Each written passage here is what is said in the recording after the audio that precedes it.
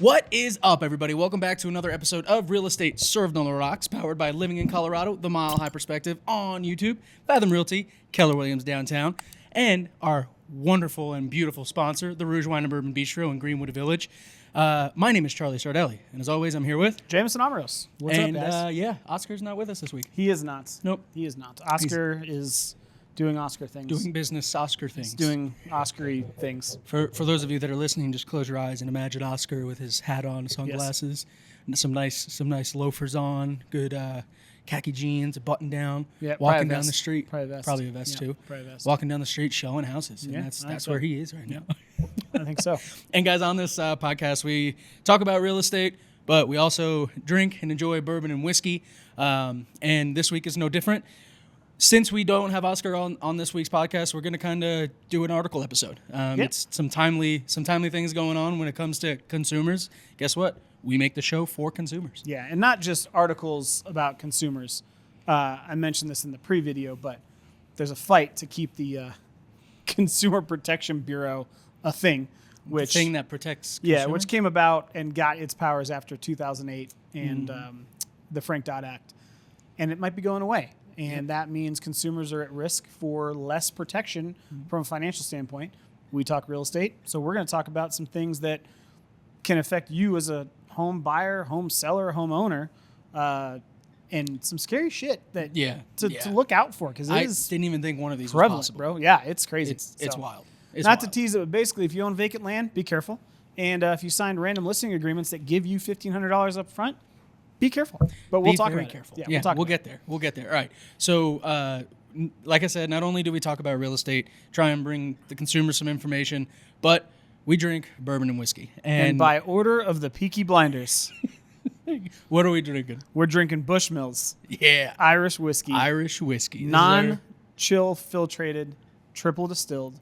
I think it's the first. This is the first Irish whiskey we've had. Yes. Mm-hmm. And for those of you watching, Charlie's got on his smoker's cap, which if you watch Peaky Blinders, like 99.9% of the population, it matches, right? It's like the quintessential look 1% here of the Irish gangs, right, in London.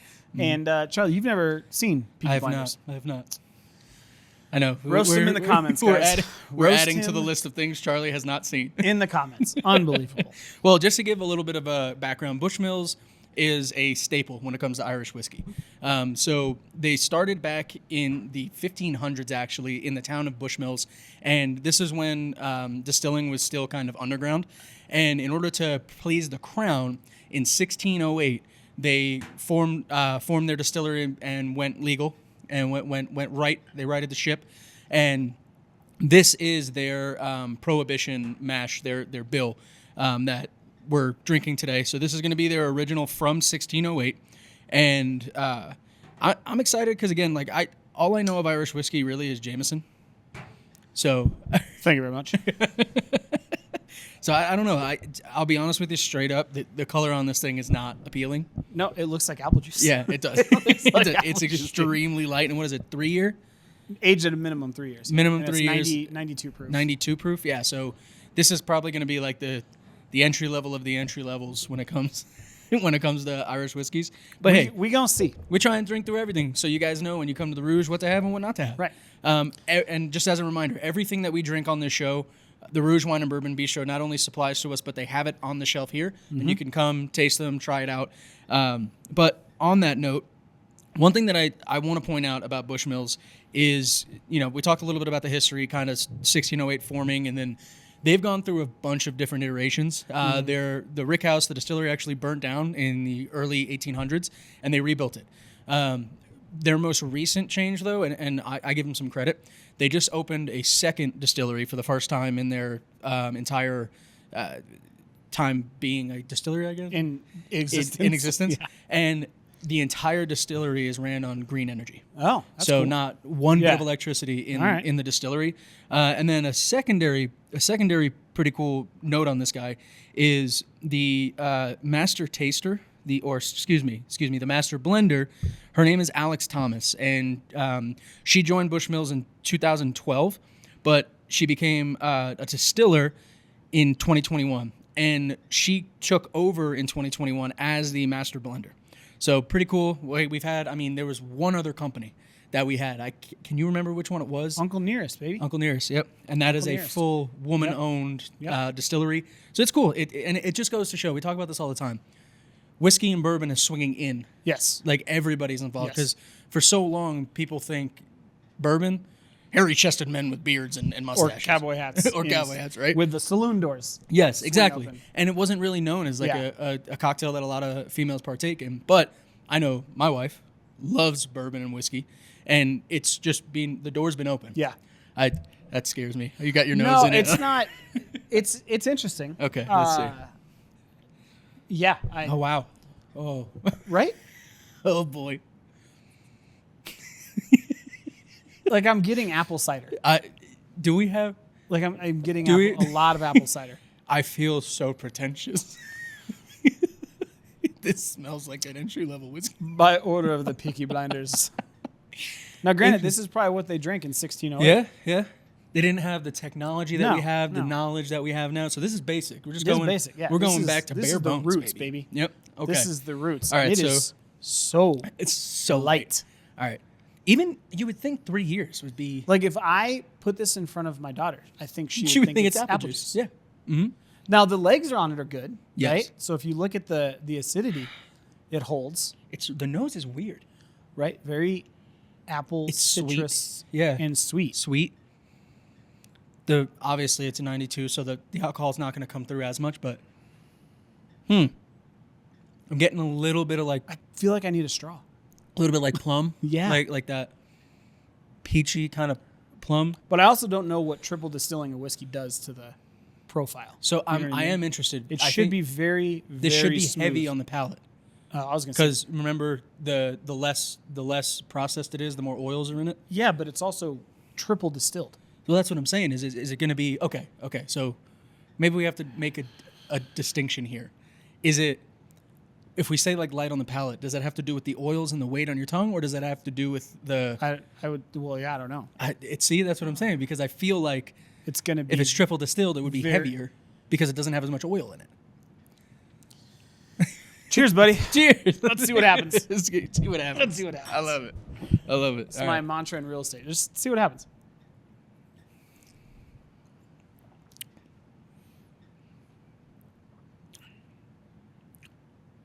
Okay.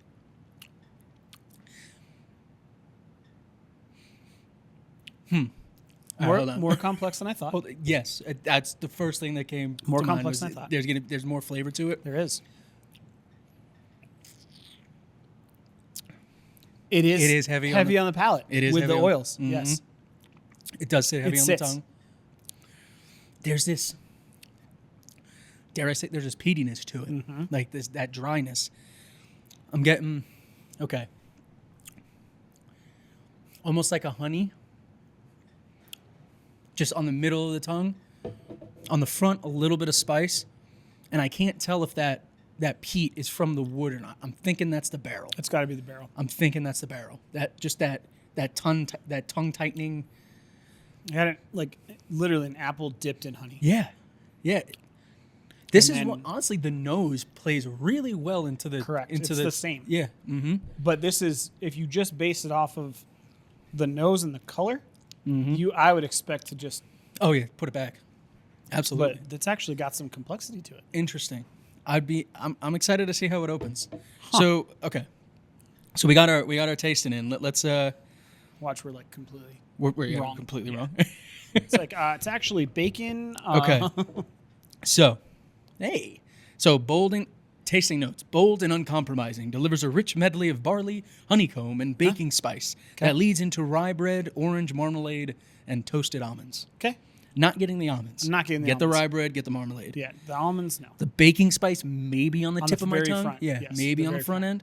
So the aroma, barley, fresh oats, and honeycomb, which would make perfect Yep. sense Yep. for the sweetness. Taste, bold, bursting with orange marmalade and almond. They're saying orange. I'm still getting apple, but It's, yeah. like citrusy. More, I don't know if yeah. it's bursting. Maybe with it's it, though. sweet. No, not bursting. No, I'll give it's it more that. like a The finish, long finish, full of zesty citrus oils and vanilla bean. Okay. I'm getting very subtle vanilla bean. I would go like vanilla extract, Yeah. where it's not like cake vanilla. Yeah. You know, everybody's like, oh, because vanilla has a very yeah. specific smell to it. Interesting, though. I say vanilla and then it's so weird how your brain can just switch it on. I mean, I'd go 1600s gangster on some people with this. Oh, yeah. Absolutely.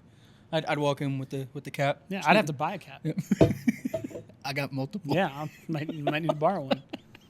I do have to be clean shaven though, because I think they're clean shaven or just the mustache. Yeah, Alicia's wanting me Which to I can't do the mustache. grow out the beard, so that's why I'm looking burly. Yeah, I've done the just the mustache before. Yeah. No. Apparently people like it. I'm like, who the fuck is that in the mirror? This is not good. It's not. I don't No, enjoy dude. it. No, I couldn't do it. We went to Casa Bonita last week. Oh. Yeah, fantastic. My second time there, but going with somebody who knows South Park made it even better. Yeah. But I say that because we were walking around and it was like a blast from the past. Yeah. And I went to go get an ale, and they have the Bonita ale. Uh-huh. Horrible. So I was like, hey, let me get a cocktail. Horrible. The food is great. Bartending's a little so don't get bourbon. Did the ticket price change based on where you sat? No, okay, so they changed it recently. Okay. So they did go to table ordering. They got it. That first when they reopened, they were that cafe style where you walk through. But then what I'm saying is like, because if you go to reserve, there's like different prices. There's different, yeah. So the premium is where you get seated in front of the divers. So you can see the So you grill. can watch the Got it. Yeah. Okay. But That if makes you haven't sense. been to Casa Bonita, sorry, I went off a little tangent. No, if you you're haven't been to fine. Casa Bonita, go. I do get a little sopapilla It's in fun. this Yeah. with that honey. You know what I'm saying? I Raise a think little that's flag. where my brain went. Raise a little was flag? the honey. Yeah. That's the favorite part. Have you been? Not since it reopened. The puppet show is phenomenal. No, the last time I went to Casa Bonita, I almost got jumped in the parking lot in the 7-Eleven across the street trying to fill up my car. And I was like, you know what? I'm not coming back here. I love it. I love it. All right. So, talking about protecting yourself in a parking lot, like we said, there's been rumblings going on, a lot of talk going on with the current administration about getting rid of the Consumer Protection Bureau or agency, and what that does is it stops credit card companies from overcharging you late fees, and it stops other companies from making crazy contracts that you don't want to read all the way through, but has fine print that's going to hurt you in the end. And obviously, guys, that's a very blanketed statement for what it does. But just want to get you to understand that it is focused. The best, speaking of South Park, the best example of that is the episode where they riff off the human centipede. Yep. But they do it on the iTunes disclaimers. Yep. And nobody Exactly. reads it, and they just, just accept the terms and conditions. and then it becomes sewed. the Yep. the human centipede. Exactly. Yep. So, like I said, we're going to kind of step back and we've been pretty hard on the topics the last couple of episodes. So we're going to pull two articles. That really Two just crazy. Yeah, they blew our mind. Yeah. And the fact that it's consumer focused. Yes. That I think it. Yeah. Yeah. But anyway, so Jameson, what is the first article? What is the headline? The headline of the first article is "Vacant land is very easy to steal. Scammers are impersonating landowners and selling their properties." Okay, that's the headline. And then right underneath that, it says the FBI reported a 500% increase in vacant land fraud over the last 4 years. You know, it's funny because when you say it, I'm thinking eminent domain or not eminent domain, squatters' rights. Yes. Right, where basically you grow something on the property, you stay on the property for a certain amount of time, then that becomes yours. But what you're saying is people are listing these plots of land and selling them without the owner knowing. Correct. And it's a pain because technically obviously it's a fraudulent sale, right? Yeah. And so the actual landowner has to file a civil lawsuit. And 99% of the time, they get that land back, right? Mm-hmm. But it's such a pain in the ass, and it's time consuming, and you have the legal fees and all these different things to take into account. But what's happening is, and if you think about it, right, it's a lot easier to do this on vacant land than it would be on, a vacant property, because vacant land, most people that own vacant land, they don't live in the same area. They're not checking on the land. My name's Charlie, and I own land in New York that I haven't been to in 10 years. And there could be somebody that utilizes this strategy to say, hey, I really need to sell this land. and they contact a real estate agent. I've gotten calls like this about, hey, I need to sell my plot of land. But you have to verify who owns it, and there's plenty of ways to do it. Some people don't. And they just have fraudulent, documentation. And it's obviously very lucrative because this scam, as stated in the article, goes from Canada all the way to Vietnam. Like, as far as the international trade of illegal documentation and forging title documents. So does it say in there? Is this all done digitally? Yes and no. So basically, how do I want to do this? So what the scam looks like is an insurance agent, right? Or sorry, a real estate agent will get suddenly reached out to by somebody saying, hey, in this specific scenario, it was, my wife's really ill and we need proceeds from the land sale to pay her medical bills. So we need to sell this property ASAP, right? Real estate agent goes through and says, okay, I need your documentation, your IDs to make sure you own the property.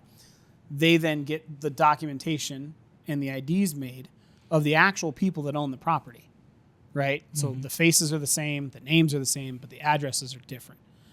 They send them in. Okay, cool. I've got the driver's license. Let me go find a buyer. Okay. Now the agent finds a buyer. The buyer goes, awesome.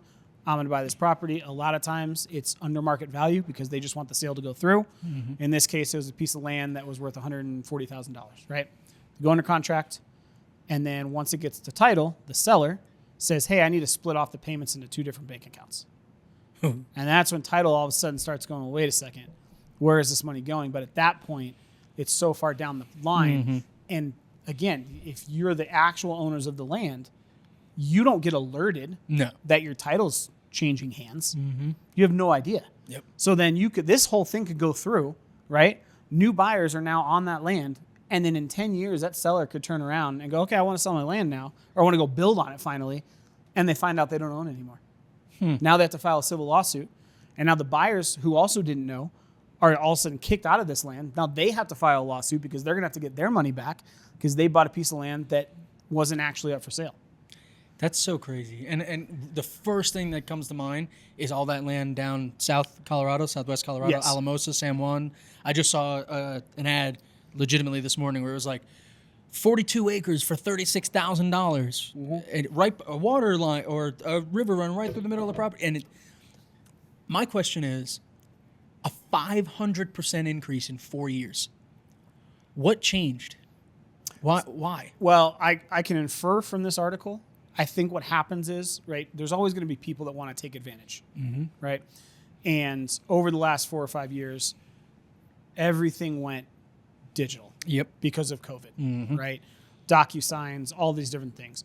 And what they're saying is those criminals, those fraudulent, those imposters, had become very sophisticated with DocuSign, impersonating public notaries, and other processes as far as how the title goes. And it goes hand in hand with the wire fraud that we've seen increase in the last 5 years. Yes. Okay. Yes. So let's talk about this then.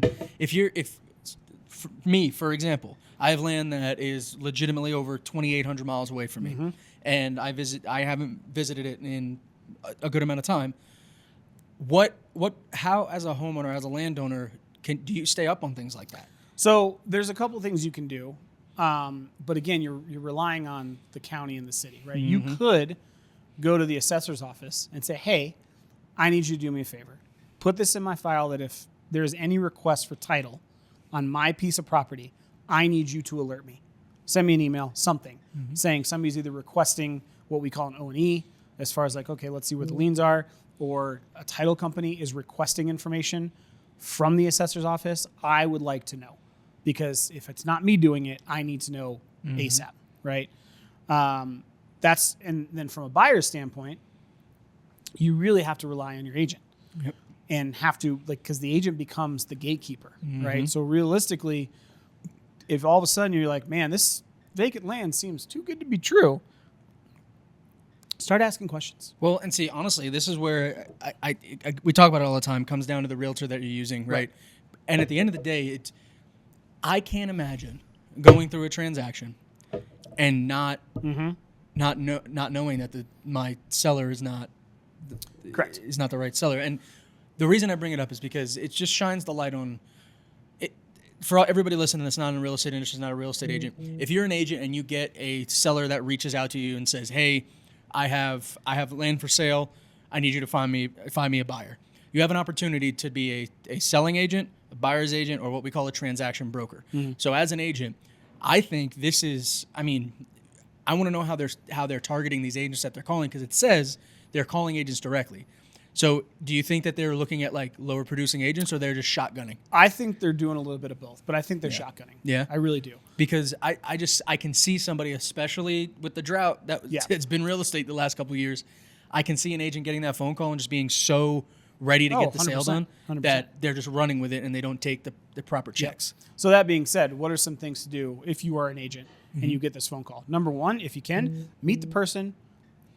Video call. Video call or in person at the property.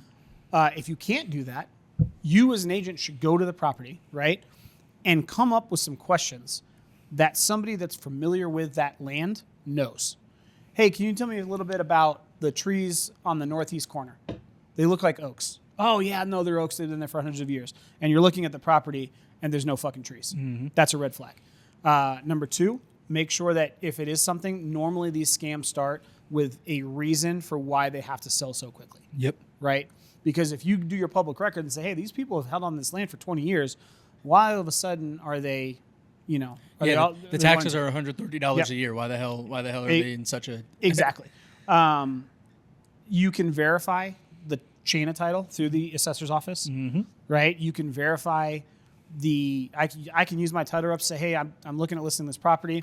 I need to spend $5 and I'll get an O&E. It'll give me the mortgage company. I can call the mortgage company on behalf of the sellers and say, hey, I just want to verify names, addresses, etc. And if the addresses don't match, guess what? That's another red flag, right? Like it's a due diligence thing. And that's what I was about to say. Was it seems so simple, and it is like, and I don't know if they mentioned the agent's name on there, but that agent it should be publicly shamed. Well, I mean, they do. They absolutely do. Yeah. Huh. Her name is Shaw. Okay. So, and I'll just give you kind of what she went through, right? So the property that she was being asked to sell was actually owned by a couple from Texas. When the driver's license arrived, they had the names of the real owners, but the wrong addresses, and they turned out to be totally fake. She said everything looked fine. She listed land, received multiple offers. No one had any reason to believe there was a scam at play. No one suspected it. Not the attorneys, not myself, not the title company. Highest offer was $140,000, and the seller accepted immediately. Provided paperwork showing he had gotten the deed notarized at the U.S. Embassy in Vietnam, which to me that's also a red fucking flag. Yeah. Payment arrangements were made. Yeah, they live in Texas and they got a Vietnam. Come on, man. Payment arrangements were made with the seller asking for the $140,000 to be split evenly across 2 bank accounts. The title company had trouble submitting the second payment, which was the first warning they apparently got that something was So they already amiss. got $70,000 before they got flagged. But the $70,000 had gone through. The seller vanished, and the new buyer now is owning kind of land that they don't actually own. All right, I'm gonna outright say it. This is the shit that makes realtors look so bad. Agreed. I'm sorry, but Absolutely she just agreed. That is the lowest amount of due diligence that you can possibly fucking do. Legitimately saw a dollar sign, quick money, and was like, oh, yep. I'm sorry, but what do you mean? Vietnam, the wrong... Dude, I know. The wrong address? Like, again, you can... Everything, when you own a property, right? Yeah. Unless you have it under an LLC, under a family trust, buried on an offshore account, which most people don't, especially if it's a $200,000 piece of property, you can go up and look up the most recent property tax bills. Yeah. You can then reverse search the phone numbers, the addresses. Hell, you can call the notary and say, hey, just out of curiosity, did you sign this? Bro, I've seen some dude on the internet find somebody's location based off of a street sign had like come on, it's there. And Yes. at the end of the day, I'm sorry, Miss Shaw, but you failed the client. I agree. At this point, that is 100% a realtor issue. And here's the deal, right? This is the kicker of what she said. Again, I don't know this person from Adam. This is somewhere on the East Coast. I don't need to know him. So you're shit. This is what she said. If you have a piece of property that someone wants to sell and it's vacant property, really, really get your feelers up. That's her advice. Right? Like, what? Hold on. Is this a Bug's Life? Like, are hold we? on. What the fuck? No first name, right? Lisa. Okay. I've got her picture. That's her. Of course, she works for Remax. Lisa Shaw, Remax. Lisa Shaw. Oh, she came up. So here's ready. She has 5 stars on Google. Dude, check this out. So here's the other piece of this, right? I didn't even read this part of the article.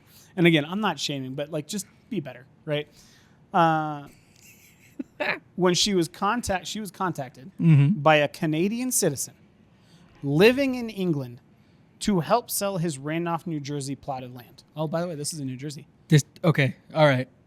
Okay. So you got a Canadian citizen living in England, owns a piece of random property in New Jersey that got the deed signed in Vietnam at a U.S. embassy. yeah.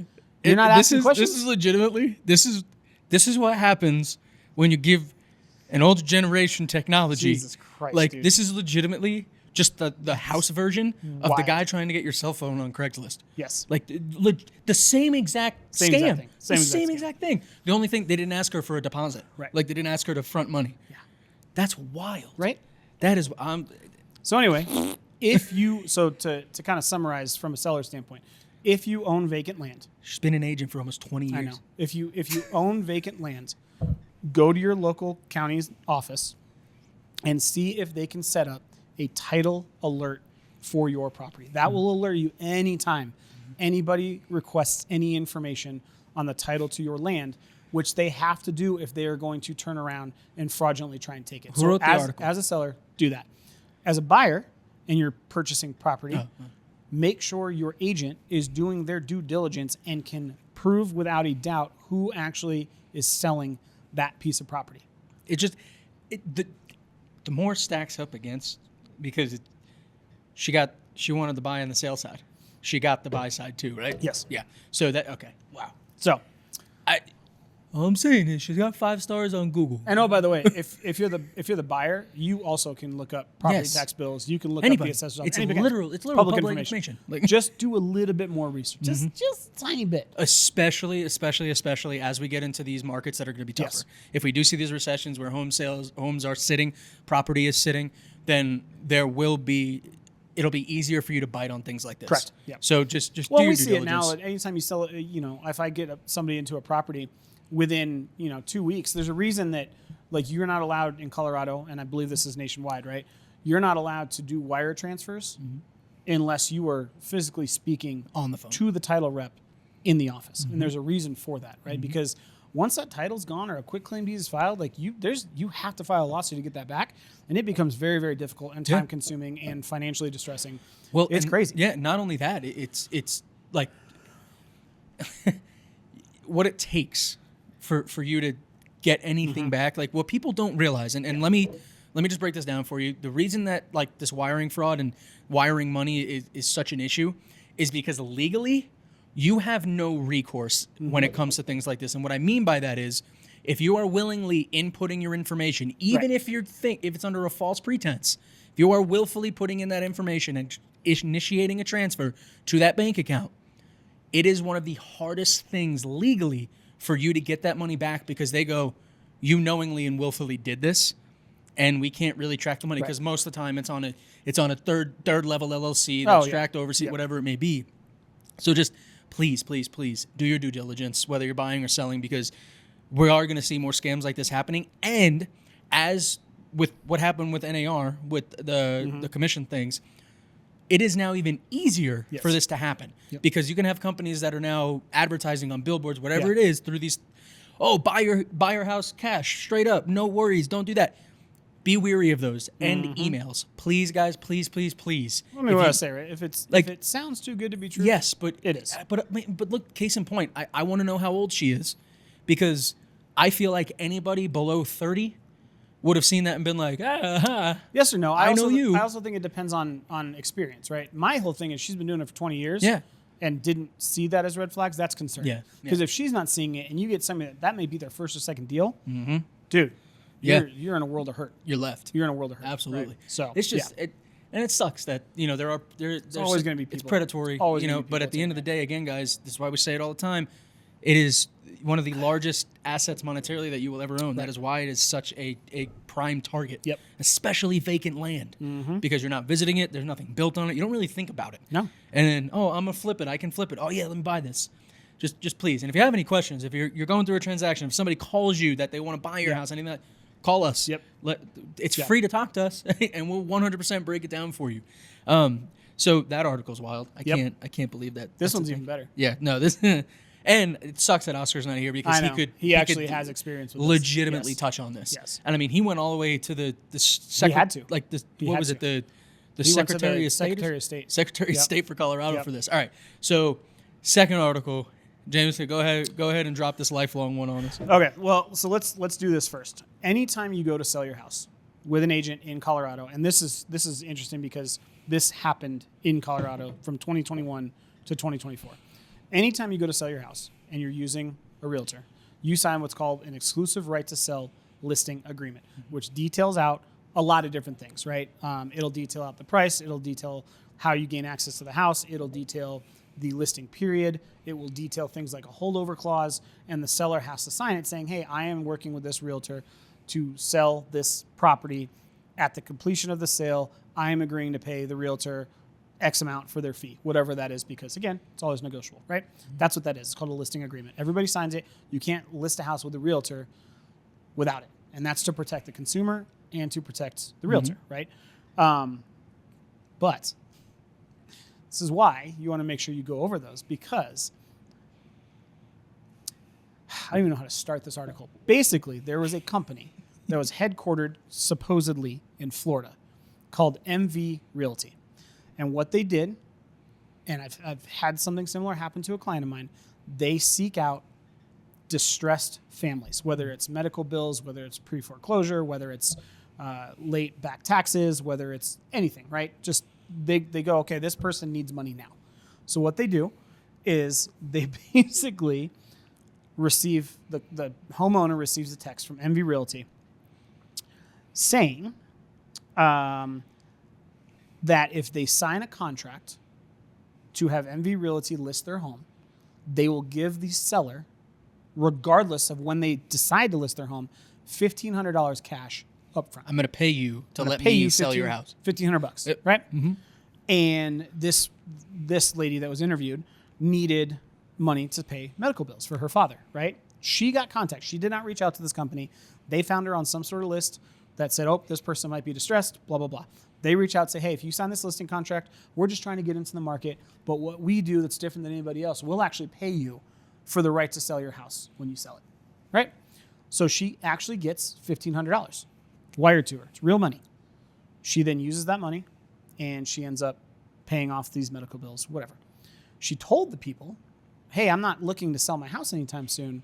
And they go, that's fine. We're just trying to get into the market. Helps us with our data and how the market works in this specific area, blah, blah, blah. You just got to sign right? this contract. You just have to sign this contract that will list your home. You'll use us to list your home when you decide to sell it. All right, sounds good. For context, when I have somebody sign a listing agreement, we decide for how long that is. Usually mine's anywhere from 3 months to a year, right?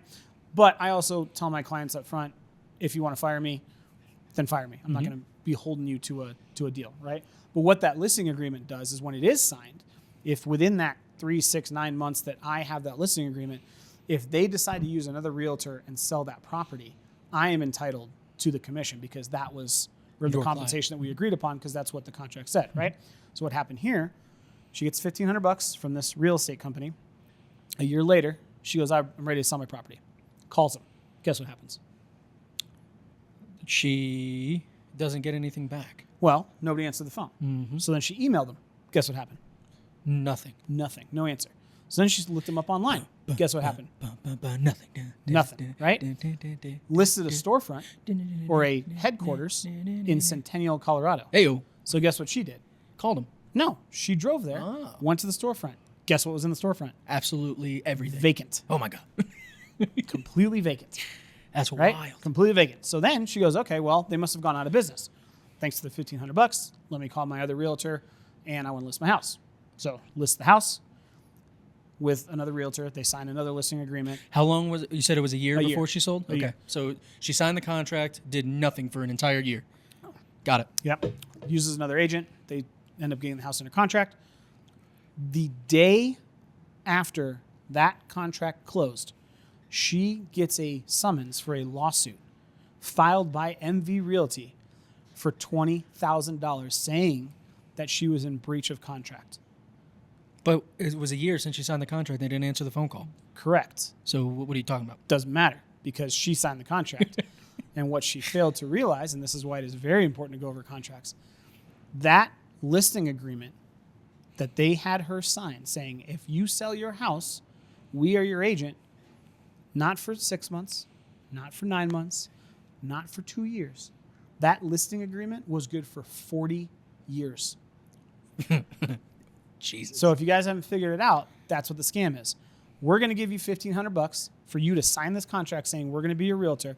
We're going to gloss over the fact that this listing agreement is going to be in place for 40 years. So if you ever sell your house between now and 40 years from now, yeah, we gave you $1,500, but as soon as you sell it with another agent, we're going to come after you for the compensation that you agreed and signed for the next 40 years.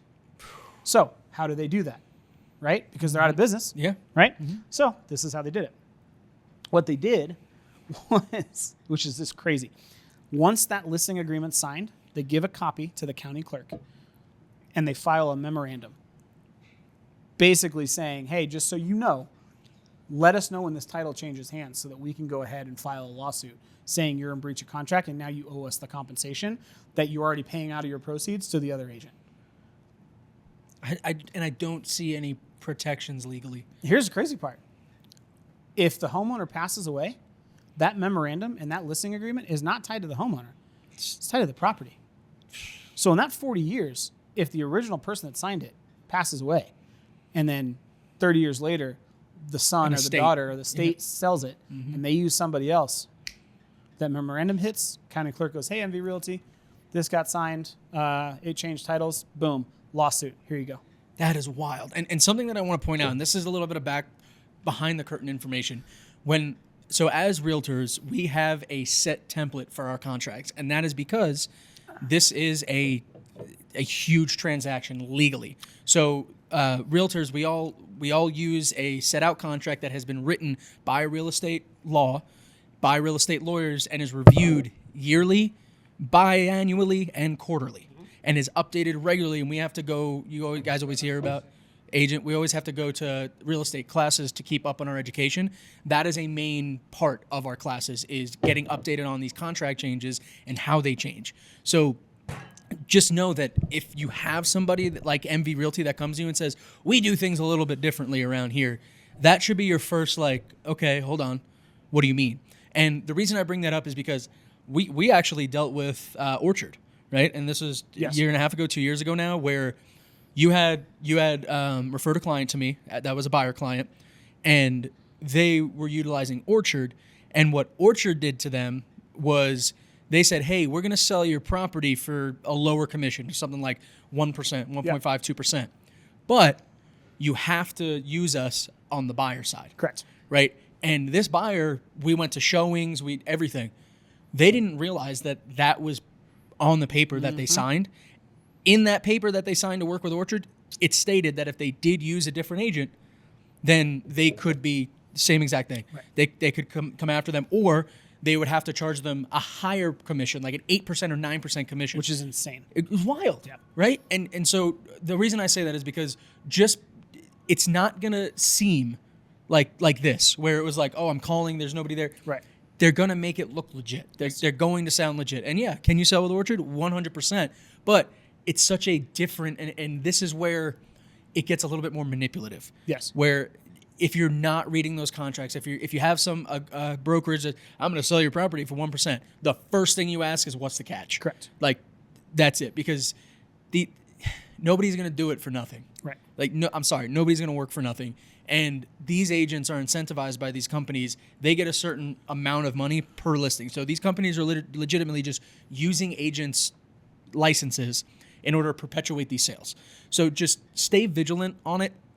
And the reason I bring up the contract stuff is because I just want you guys to know that this is all checked regularly. Well, and here's the thing with the contract, right? Like, the wording I could go out right now. Yeah. And I could have an agreement with somebody and have them sign the current listing contract for 40 years. Yep. And if I don't disclose that, well, technically you're the one that signed the contract. It's predatory, 100%. And I would never do that, right? But it's not even like, well, they're taking advantage and they're giving you a different listing contract than what you would normally get from a realtor.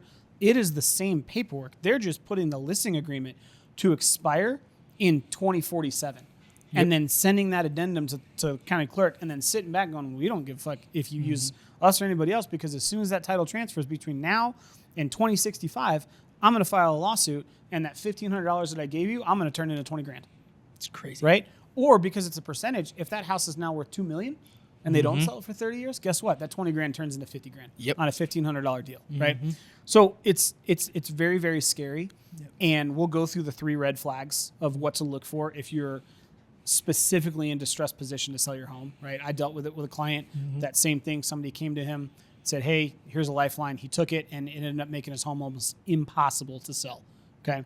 But this is the sobering comment from one of these victims. And to give you guys a number, within those 4 years, there were over 900 homeowners that are currently, to this day, locked into 40-year listing agreement contracts. Okay. This is what Panchetta Chavez said to this article when they were asking her about it. She goes, I will have to die in my home unless I can find a way to get out from under this contract. Who? Judge. MV Realty can no longer enforce controversial Correct. 40 years. Yes. Hell yeah. But they talk about this, and they say the problem is it's very difficult for legislation to attack contract law retroactively. They can do it moving forward, but at the end of the day, to make the argument, and this legislation that you just pulled up does not affect what's already been put in place. Fun fact, they're no longer in Colorado. But it's 7 states. They've done this in 7 states. Oh, yeah. Right? So as of right now, their website is still up. It's an 800 number to call them. They're in, just so you guys know, be aware, Washington, Seattle, Houston, Texas, Charleston, South Carolina, Portland, Oregon, Trenton, New Jersey, Delray Beach, Florida, and Hartford, Connecticut. What do you know? What do those towns tell you? What are those markets? I mean, they're pricey markets. They're needed markets. Yep. Pricey markets. Absolutely. So just as a deal. So red flags. Number 1, offer for fast cash. If it's fast cash and they're saying we're going to give you something and we don't really need anything in return, red flag. Ask somebody. Right? Like, go do your research. I know it's going to sound... Pick up the phone and call a random brokerage. And there's a lot of people, dude, that I know, right, that are in financially distressed positions.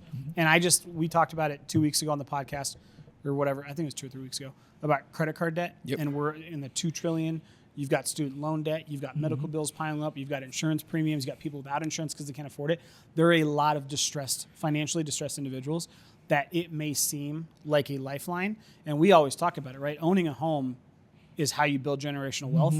Well, anytime you have wealth, you're always going to have people that are trying to take it away from you unscrupulously, right? Ooh, what a word. Hey. Offer of fast cash, right? Anytime they come out and say, hey, $1,500, just sign this. Use us as your realtor whenever you decide to list the house. Our commission's very, 2%, no big deal. It's whatever, right? It's also a heads up for wholesalers. Right. I'm just saying in general. Key right? thing. Now, wholesale it is a little bit different because they're not trying to lock you in. No, I'm just saying. I just say wholesalers because a lot of the time, due diligence, they're doing the same thing. They're looking for distressed properties, distressed people, and they're calling and saying, "Hey, I'm going to offer you this cash right now." Yes. The reason I say it is any offer that you get on a home, anything, whether that's selling, buying, whatever it is, that says, "I'm going to give you more than I am getting." Just red flag. Here's the deal, right? Like if you look at a real estate contract, they're complicated. They're 20 pages long. People know that. People also know that normal individuals are not going to take the time, energy, or effort to then take that contract, hire a lawyer, have them look over it, whatever it is. They just won't. People are lazy. Human centipede. It's right, exactly. Secondly, leading into that second red flag, misleading or confusing contracts. Okay, if a company refuses to either provide a clear, plain explanation of the agreement and just say, no, just read it, this is standard, no, don't worry about it, proceed with caution.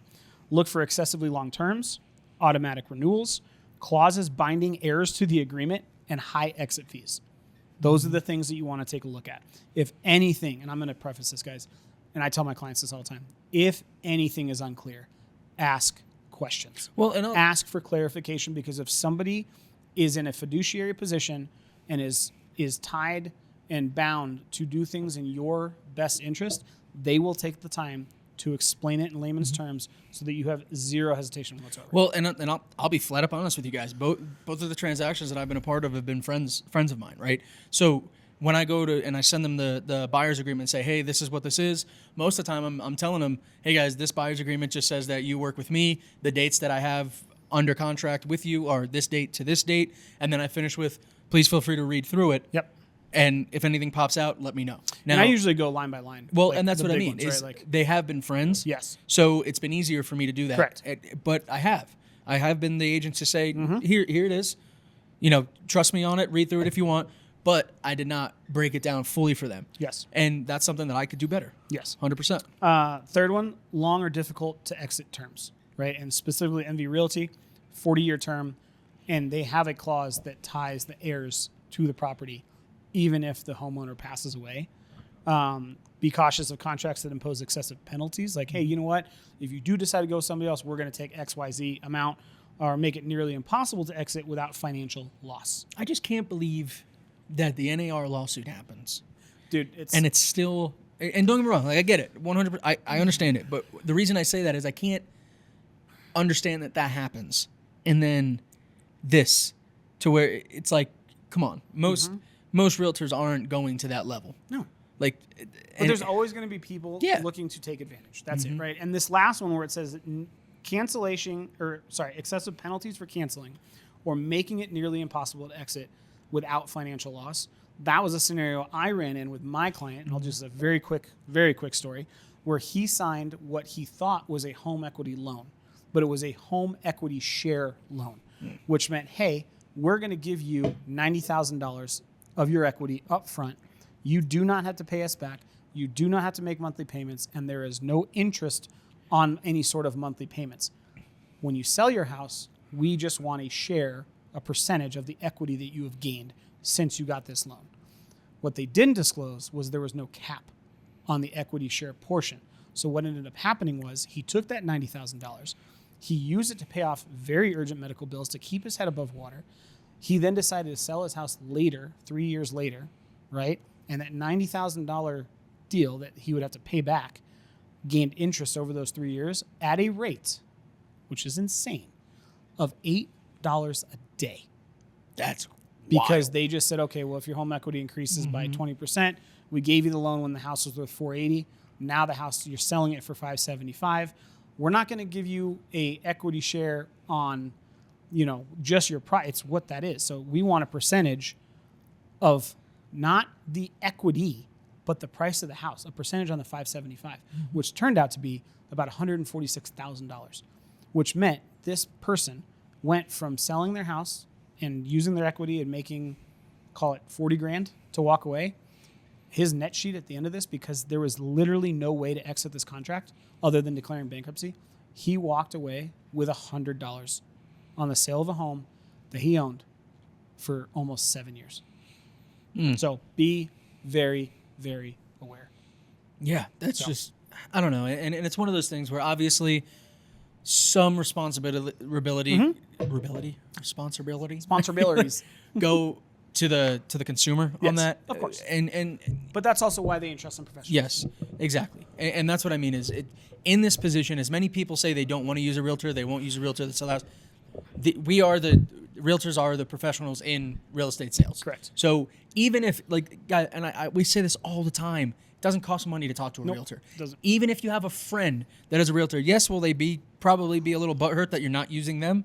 Yes, but ask them questions. Yeah. It's free. And if anything, a realtor may charge you an hourly fee now. Sure. But I haven't seen anybody that's doing it. Well, you know what's crazy about that? I've actually done that with friends, and they've said, hey, you know what, we're looking at this commercial space, for example. I don't do commercial real estate. I went to refer them to somebody. Well, we just want you to come along and take a look at it, right? And I go, okay, yeah, no worries. I can take a look at it. And I got asked, well, awesome. We do it, blah, blah. Thank you so much. Answered some questions, took some notes, whatever. And they go, what do we owe you? And I go, well, no, you don't owe me anything. I did this as a favor. And their response was, well, no, your time is worth something. Yeah. Number one, be that person. right? But Regardless of what industry But you're in. understand, if you have a relationship with a realtor, a good realtor that has experience, utilize it, right? Utilize it. And if they charge you, then understand that they just want to be compensated for the knowledge and the advice that they're giving you. Plain and simple. It's just like calling a lawyer, right? You can't call a lawyer for free. It's $50 an hour for a consultation call, or $100 just to have a conversation for 30 minutes, whatever that looks like. Yep. But utilize that so that you guys aren't put in a position where you think you're going to make a certain amount in the house and you walk away with $100, or you think that you can use another person and you get slapped with a lawsuit for $20,000 that's now putting you in more financial distress than you were before. And there are people like that out there. Ask questions. Yeah, absolutely. Absolutely. It's, I don't know. And that's where it comes down to just, I think this is a good time for the One Rock takeaway. Agreed. And I think my One Rock takeaway, just from both of these articles, and then just what's happening now as we're going into a spot where more people are going to be distressed, more people are going to need to sell, and they're going to need the help for it. Guys, please just do your due diligence. Just like take just an extra 3 minutes. Think about it. Don't react to money, because at the end of the day, yeah, that what did he get? 90,000.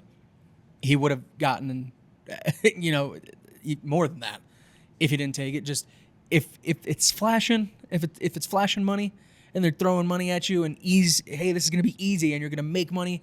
Just put the brakes on for a second. Slow it down a little bit, and call somebody you trust.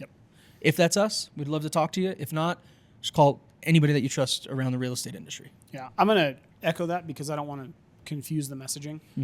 If it's too good to be true, it probably is, especially when it comes to finances, money, assets, all of that. So if you guys have questions or it feels a little funky, reach out. Free phone call. We can look over something. I can put you in touch with lawyers. Charlie can put you in touch with lawyers. We can give you guys resources to make sure that you're not making a decision that could set you back 20 years. So Absolutely. Yep. Absolutely. All right. So, I'm sorry. This whiskey is throwing me off a little bit. Okay. Let's go ahead and move on to the whiskey review for today's episode.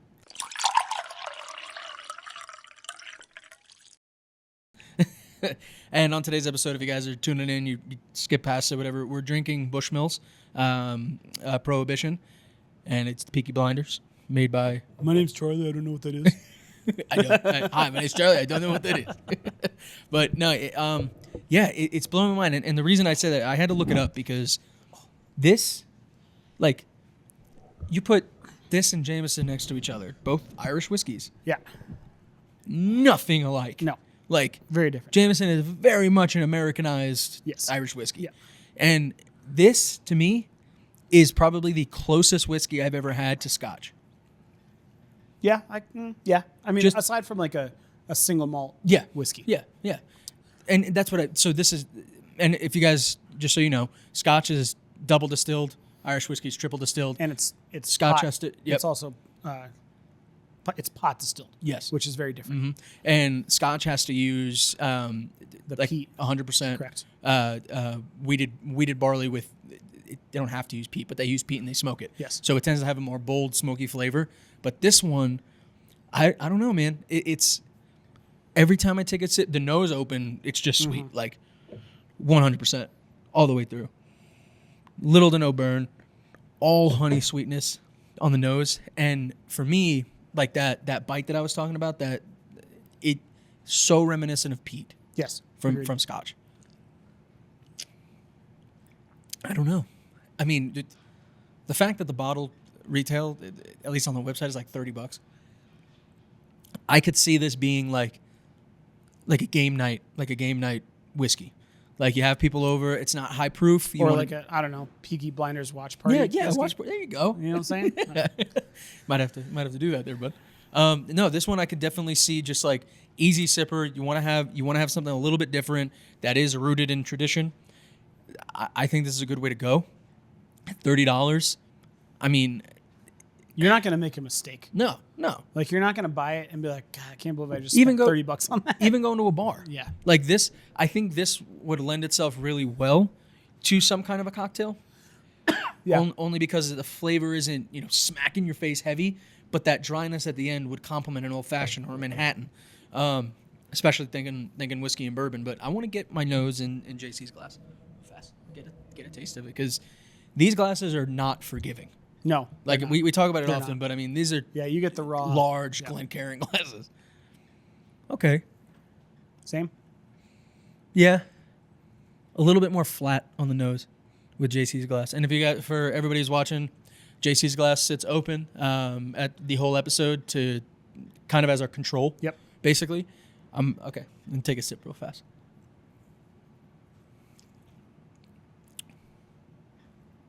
That's wild.